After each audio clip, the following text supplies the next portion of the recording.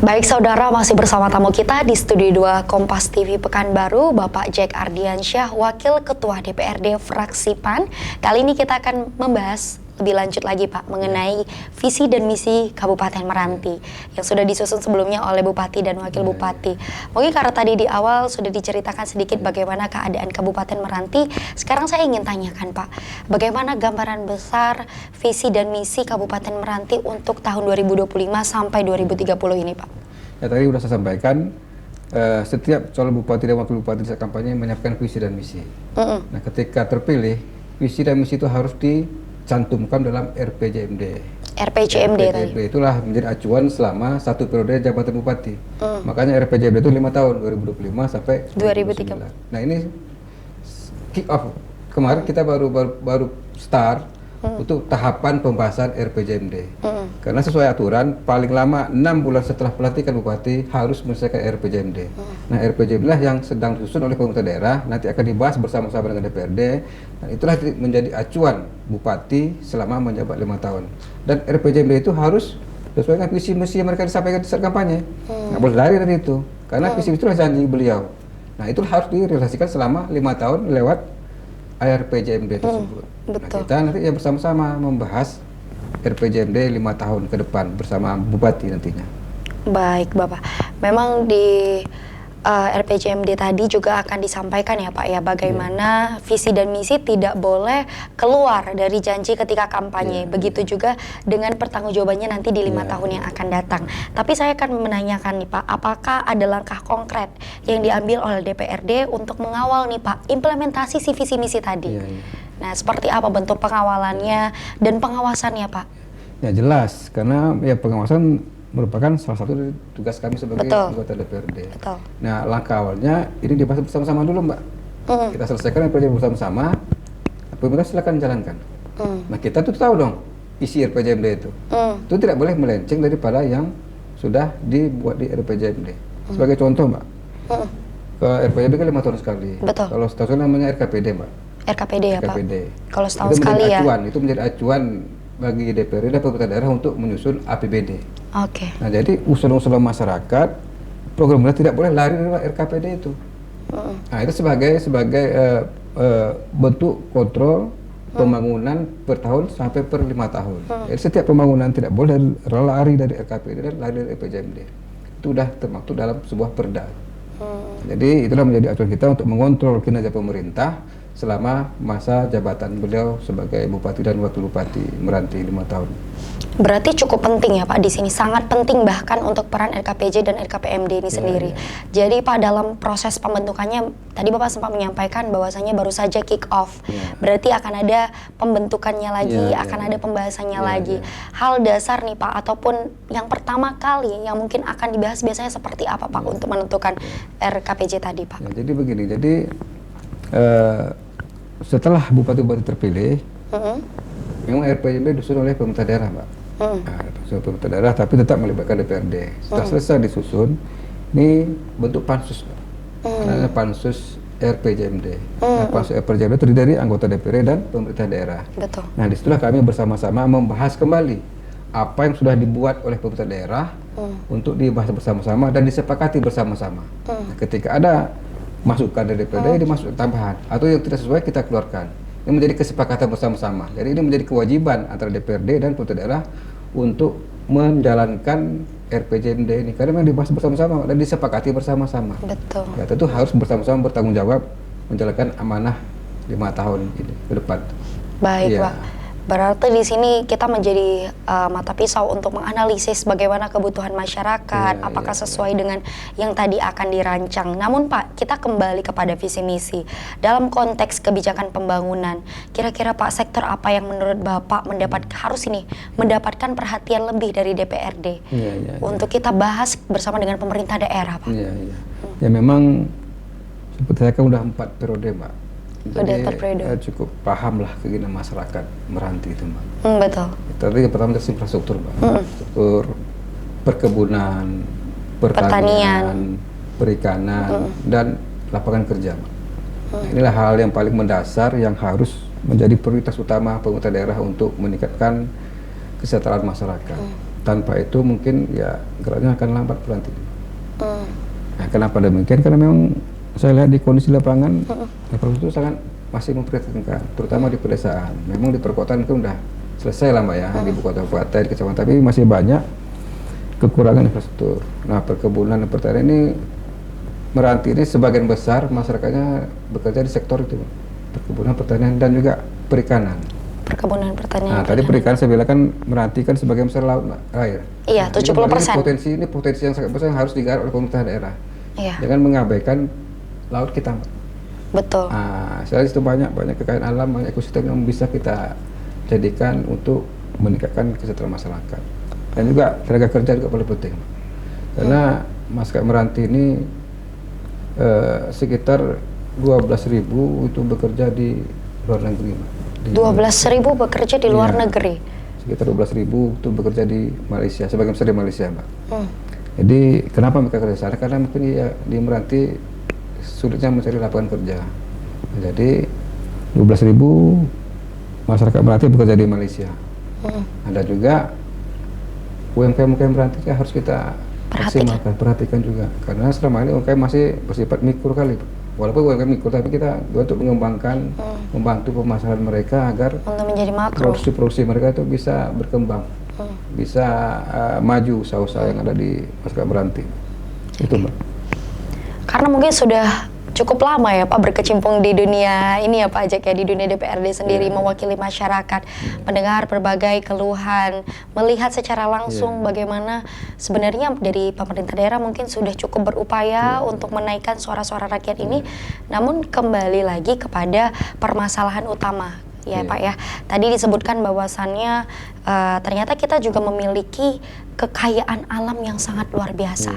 Di balik tadi kita sempat di awal membahas bagaimana kekurangan dari Kabupaten Meranti ini sendiri, kelebihan kekayaan alam termasuk salah satu penghasil sagu terbesar juga ya Pak ya, dan juga kekayaan lautnya.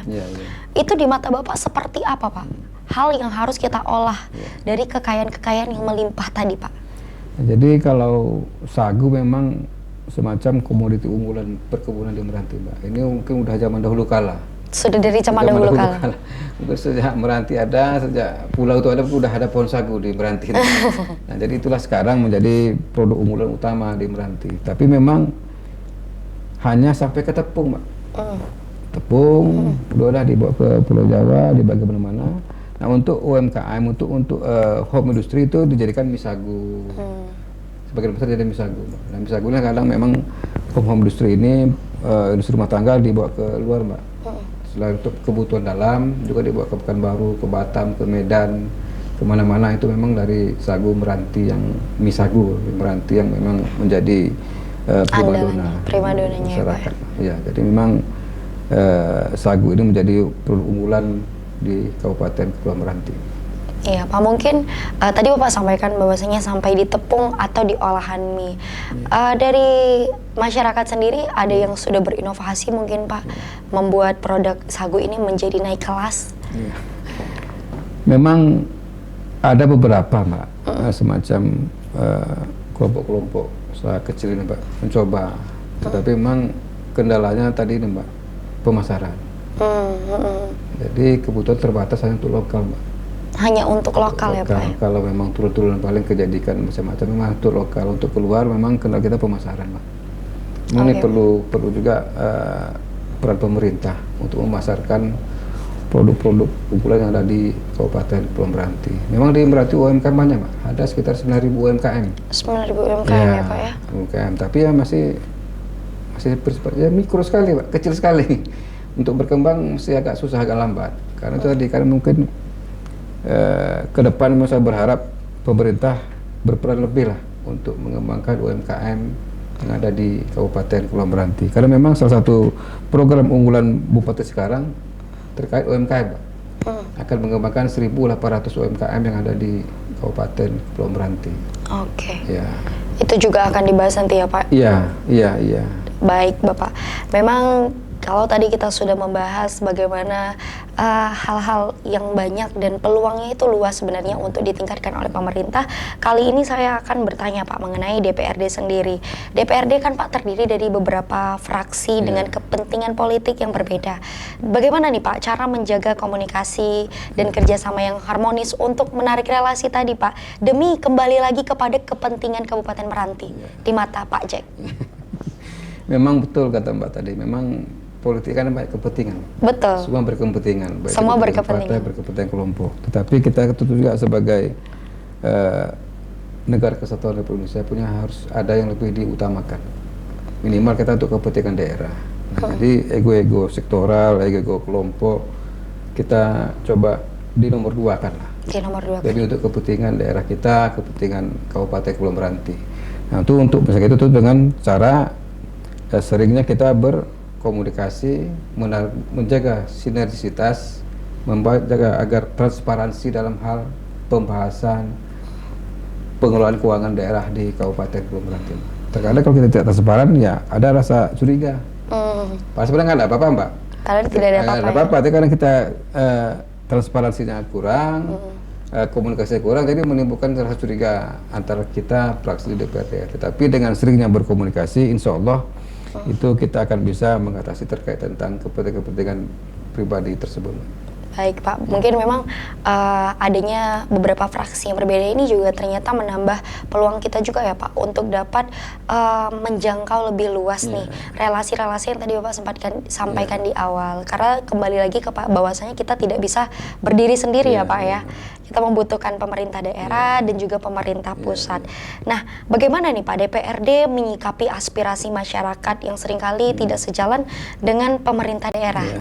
Nah, ini pertanyaan simpel Pak, tapi memang pada realitanya hal itulah yang akan lebih besar dihadapkan oleh DPRD sebagai penengahi. DPRD ke rumah masyarakat, Mbak. Terkadang ya tempat mengadu. Kadang demo di DPRD, banyak hal disampaikan masyarakat. Bisa lewat kita hearing secara formal, atau kadang ya lewat demo itu, Mbak. Kita semua aspirasi kita tampung, Mbak. Tampung ya kita. Setelah itu kita di internal kita bahas dulu, bahas ya kita sampaikan kepada pemerintah. Nah kalau memang itu tidak melanggar aturan, kita akan push pemerintah, ini aspirasi masyarakat. Coba kita terima, kita follow up dan kita tanggapi. Jangan sampai ini menjadi gunung es. Nah, insya Allah selama ini memang aspirasi masyarakat itu tersalurkan lewat DPRD juga lewat pemerintah daerah. Memang tidak semua hal bisa terpenuhi, Mbak. Betul. Nah, jadi kita bisa milah-milah lah, mana yang prioritas, mana yang belum. Tapi yang jelas kita tidak mau mengecewakan masyarakat di Kabupaten Kepulauan Meranti. Baik Pak, biasanya seperti apa tuh Pak keluhan-keluhan masyarakat yang sering disampaikan kepada Pak Jack dan seluruh tim DPRD? Kalau yang terakhir-terakhir itu masalah honor Pak. Sekarang ini kan masalah honor, masalah P3K. Ini yang efisiensi anggaran juga termasuk. Efisiensi anggaran juga termasuk. Nah, efisiensi anggaran ini kami kemarin kan baru selesai Pak, meminta laporan dari Pemda. Memang dalam instruksi Presiden nomor 1 tahun 2025 itu memang kan pergeseran anggaran itu dibahas oleh pemerintah daerah, Mbak. DPRD kami tidak bisa ikut campur, kami hanya bisa menerima laporan saja. Nah, kemarin kami sudah menerima laporan dari Pemda, memang di Meranti ini ada sekitar lebih kurang 115 miliar refocusing anggaran, efisiensi anggaran itu ya Pak ya? Itu memang kita terima, memang kita hanya menerima laporan saja. Ya udah kita terima kembali, tapi belum ada hasil evaluasi ke pusat. Itu Mbak. Baik Bapak, jadi mungkin lumayan banyak sebenarnya tugas dan kewajiban DPRD tidak hanya mendengar, tapi juga berkomunikasi dengan pemimpin daerah ya Pak ya, dalam mewujudkan nih sama-sama kemakmuran Kabupaten Meranti. Sebagai lembaga legislatif Pak, bagaimana Bapak melihat ataupun DPRD melihat visi dan misi Bupati periode 2025-2030 ini? Apakah menurut Bapak sendiri visi ini sudah realistis dan dapat mewujudkan seluruh keinginan masyarakat Pak? Memang apa yang bisa menjadi visi misi Bupati terpilih memang itu memang yang dibutuhkan masyarakat semua. Semua yang dibutuhkan masyarakat. Memang itu memang realistis Mbak. Cuman target capaian selama 5 tahun kita kan belum tahu Mbak. Apakah berhasil 100%, 70%, 50% kita belum tahu. Karena kan baru mulai artinya. Jadi kita melihat dulu actionnya seperti apa. Tapi yang jelas segala program Pak Bupati, Wakil Bupati, kami DPRD selagi itu untuk kepentingan masyarakat, untuk kepentingan kami akan dukung habis program Bupati sekarang. Berarti kalau dilihat ditinjau ya Pak ya dari segi masyarakat, apalagi sudah ada pelajaran di tahun-tahun sebelumnya ya Pak. Memang ini semua yang lagi sedang dibutuhkan oleh masyarakat. Dan dalam mewujudkan tata kelola pemerintahan yang baik, bersih, transparan tadi, dan bertanggung jawab nih Pak, apakah DPRD akan menjalankan fungsi pengawasan agar kebijakan yang diambil eksekutif benar-benar sesuai dengan prinsip good governance? Ya memang harus itu Mbak. Harus ya Pak. Itu memang salah satu fungsi itu pengawasan. Karena ya government itu syarat mutlak untuk menjalankan tata kelola pemerintahan. Nah, ketika tidak good government ya kita mundur Pak. Tidak ada transparansi, tidak ada akuntabilitasnya, tidak ada segala hal lah, penegakan hukum. Ini menjadi syarat mutlak bagi kita agar Meranti ke depan jauh lebih baik. Soal visi misi dan kemajuan Kabupaten Meranti dari sisi DPRD. Tadi di awal Pak, kita sempat menyebut bahwasanya pemerintah perlu menumbuhkan ekonomi yang berkelanjutan, menguat sektor pertanian, perkebunan, perikanan, dan ekonomi kreatif, bahkan sampai ke UMKM. Nah, dari perspektif DPRD Pak, kebijakan apa yang perlu diperkuat atau disempurnakan agar sektor-sektor ini tidak hanya menjadi janji politik semata gitu Pak? Yang pertama komitmen Pak. Komitmen. Kebijakan komitmen harus benar-benar ditegakkan.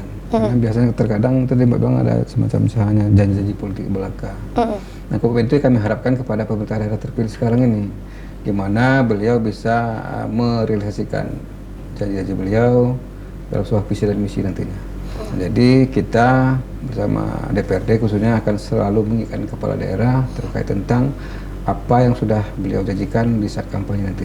Jadi kami berkeyakinan ketika komitmen ini dijalankan, insya Allah Meranti ke depan akan bisa lebih baik dari saat ini. Oke, baik Pak. Singkat ya Pak ya, komitmen.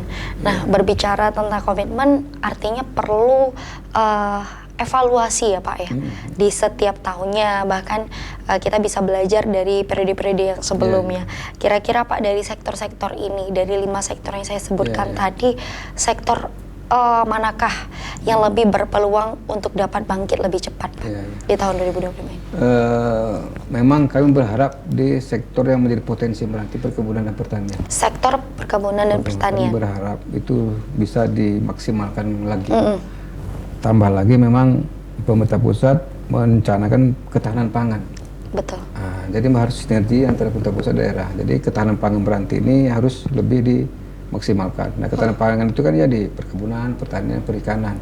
Ini harus dimaksimalkan, harus disinergikan dengan pemerintah pusat agar pemerintah pusat memperhatikan kebutuhan daerah, kebutuhan terkait tentang ketahanan pangan. Nah, jadi kami berharap apalagi sekarang ini adanya makan bergizi gratis. Nah, ini kan butuh telur, butuh ayam, butuh sayur segala macam. Nah, kami berharap nanti ini semua dihasilkan dari masyarakat. Dari masyarakat. Nah, makanya ketahanan pangan sangat menjadi concern utama lah pemerintah Kabupaten Kepulauan Meranti. Baik, Pak. Memang kalau kita lihat dari sumber daya alamnya tidak mungkin rasanya jika tidak bisa tercukupi ya Pak ya. Karena dari sektor perkebunan dan pertanian ini dari segi SDA-nya itu sangat melimpah ya Pak. Iya, benar. Sangat melimpah, dan dari sisi kompetensi masyarakat yang memang sudah punya histori dari zaman dulunya untuk bertani ya Pak. Iya. Baik, dari sektor-sektor itu, dari segi UMKM sendiri Pak, tadi memang UMKM ini sebenarnya menjadi corong utama dari pihak-pihak luar dapat tertarik dengan Meranti, menjalin kerjasama dan relasi juga. UMKM ini menurut Bapak seperti apa yang harusnya dibutuhkan masyarakat nih Pak, dari pemerintah daerah, sehingga mereka bisa cepat untuk bangkit kembali? Memang alhamdulillah kami sekitar tahun 2023 sudah menyelesaikan perda tentang UMKM.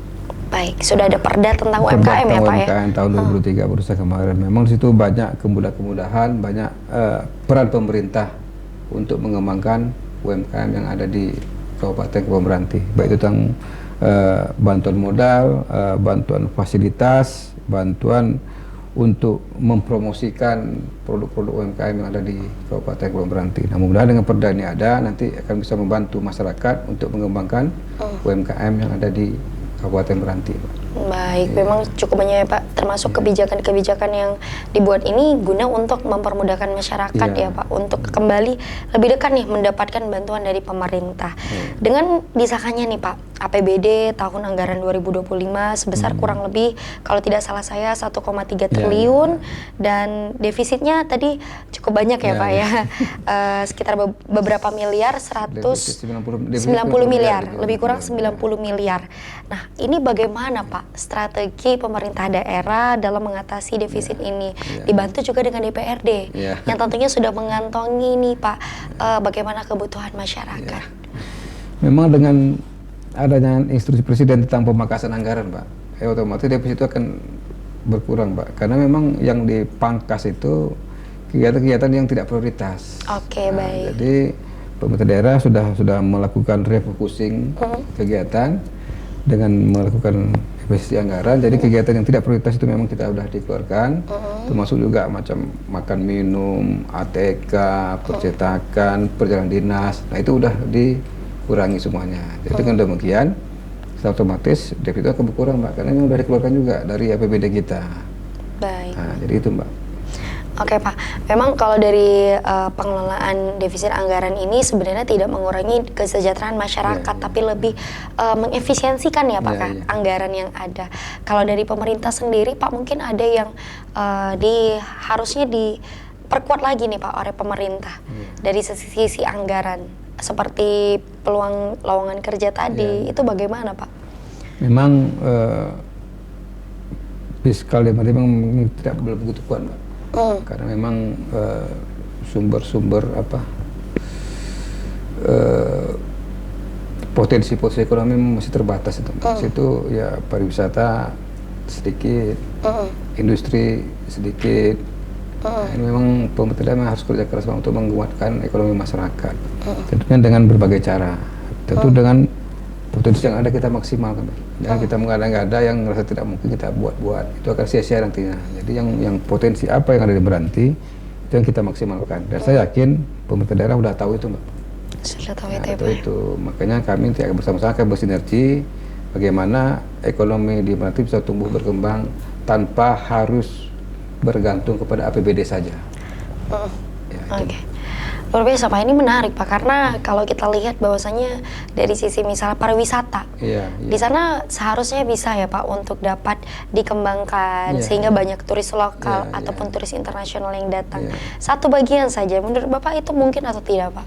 Jadi memang beberapa titik wisata, objek wisata ada Mbak di Meranti. Cuman terkadang itu tadi karena kita pulau, jadi paling datang ya wisatawan lokal. Untuk mengundang wisatawan di luar memang agak susah Mbak. Yang udah beberapa pernah dicoba oleh pegiat-pegiat wisata kita dengan lewat media online segala macam. Ada yang datang, cuman sangat terbatas sekali. Karena itu tadi karena transportasinya agak sulit ke sana. Jadi orang berwisata ke Meranti mungkin butuh biaya besar di transportasinya. Ya karena pulau kan Mbak, kita naik travel laut, ya, biaya besar. Beda kalau di daratan kan kemana-mana kita bisa gampang aja kemana-mana.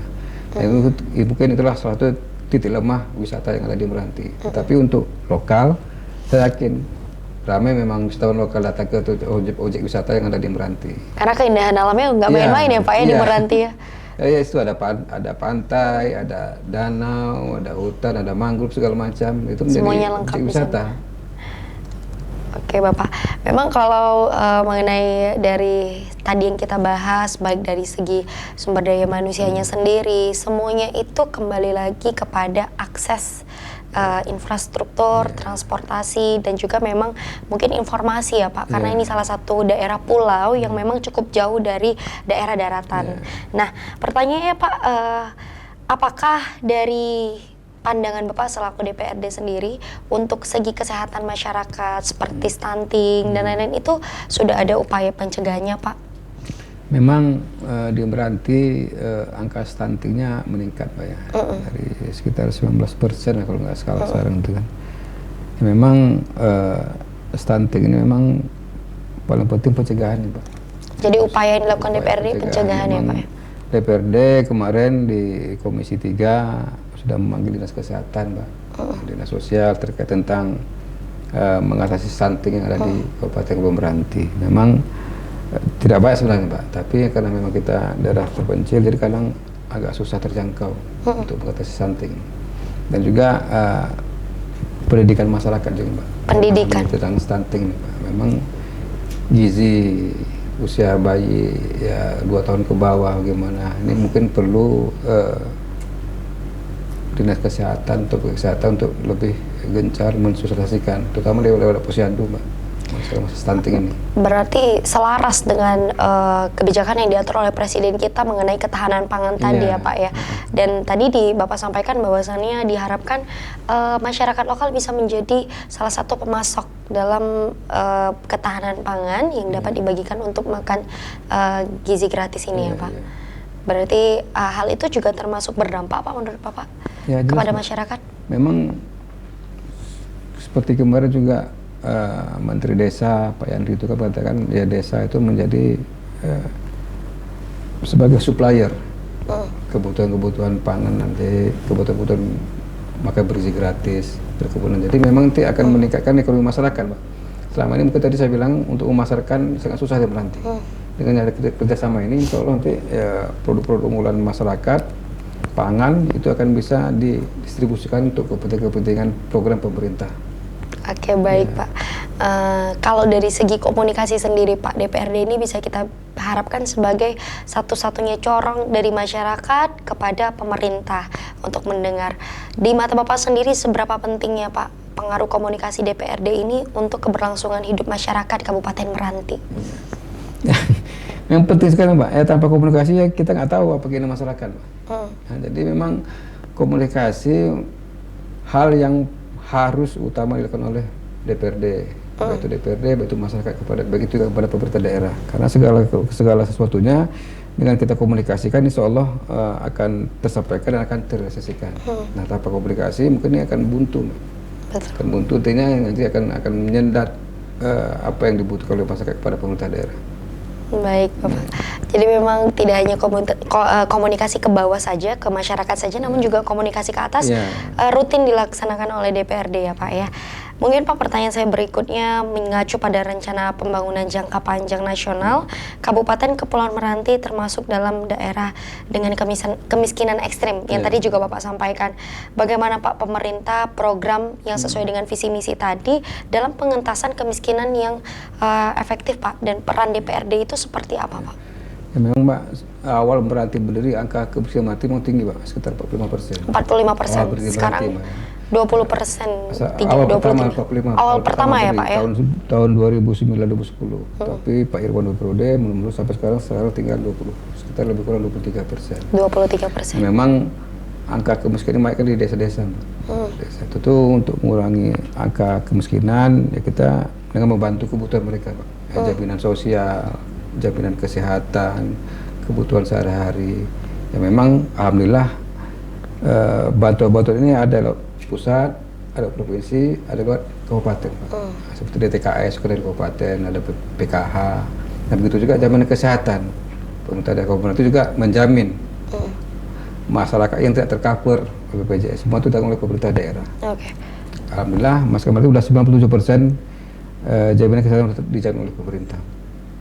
Dijamin semuanya Pak, sudah di masyarakat Kabupaten Meranti ya Pak? Ya, udah 97%, sekitar lebih kurang 97% Pak, dijamin pemerintah kesehatannya. Baik Bapak, berarti untuk mengentas nih Pak kemiskinan ekstrim dibutuhkan dengan pentingnya kesehatan untuk masyarakat itu sendiri. Fasilitas di sana bagaimana Pak? Fasilitas kesehatan memang di Meranti ini Mbak, dari 9 kecamatan kita udah punya 10 puskesmas dan 1 rumah sakit umum daerah yang tipe C. Dan sekarang sedang dibangun rumah sakit Pratama. Di saat ini apa ya sudah dibangun rumah sakit Pratama? Itu memang dari APBN Mbak. Untuk kesehatan memang kendala kita terkadang dokter spesialis kurang Mbak. Karena misalnya ada rujukan ke Pekanbaru, rujukan ke Kepri. Nah, kendala kita di sana Mbak.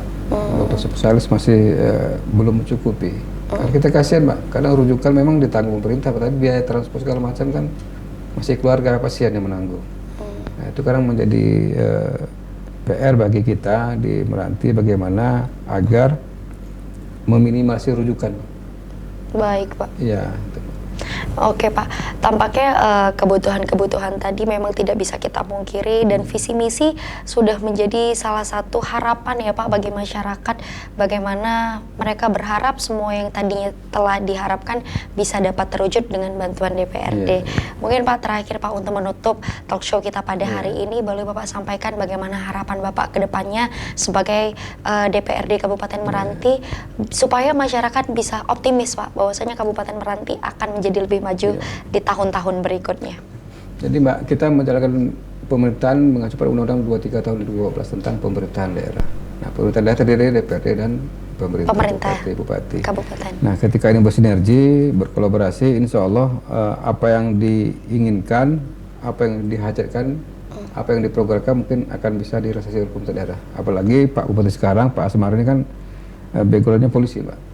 Nah, dia ya mungkin polisi kan taktis orangnya, Pak, taktis teknis. Insya Allah akan cepat bisa mewujudkan program-program beliau. Ditambah lagi beliau dibantu oleh Pak Wakil Bupati, Pak Muzamil yang juga backgroundnya politisi, Pak. Itu juga punya akses ke pusat. Insya Allah dengan kolaborasi ini kami DPRD berkeyakinan apa yang sudah mereka programkan dan kita dukung dengan sepenuh hati bisa terlaksana dengan maksimal untuk 5 tahun ke depan. Dan masyarakat, saya berharap sama-samalah kita dukung pemerintahan, Pak. Jangan kita pula menjadi orang menjadi mengutuk dalam lipatan, menjadi batu sandungan, sehingga nanti akan mengurangi konsentrasi pemerintah untuk membangun. Kita bersama-sama, mari kita bekerja sama dan sama-sama bekerja untuk membangun Meranti selama 5 tahun ke depan. Baik, itu, Pak. Baik Pak Jack, mungkin boleh Pak satu kalimat saja untuk seluruh masyarakat. Pak, kalimat untuk menutup Pak perbincangan kita hari ini supaya masyarakat bisa lebih semangat lagi untuk sama-sama bekerja membantu membangun Kabupaten Meranti yang lebih baik. Ya, kepada masyarakat Meranti, saya sebagai pimpinan DPRD, mari sama-sama kita berbaik sangka dengan Meranti 5 tahun ke depan. Karena dengan berbaik sangka, insya Allah semua akan berjalan dengan baik. Dan kita percayakan kepada pemerintahan daerah ini untuk menjalankan roda pemerintahan selama 5 tahun ini agar beliau bisa berkonsentrasi membangun pemerintah tanpa ada memilih kasih. Jadi ya sama-sama setelah kita terpilih Bupati baru, kita wujudkan Meranti sesuai dengan visi Meranti unggul, agamis, dan sejahtera. Masya Allah. Baik, terima kasih banyak Pak Jack dan tidak terasa kita sudah sampai di penghujung acara kita hari ini. Saudara, demikian perbincangan kami dengan Pak Jack Ardiansyah, Wakil Ketua DPRD Fraksi PAN. Kami ucapkan terima kasih kepada Bapak atas kehadirannya hari ini di Kompas TV. Dan tentunya saya Atika Azura mewakili tim redaksi Kompas TV Riau berterima kasih dan mohon pamit undur diri. Sampai jumpa.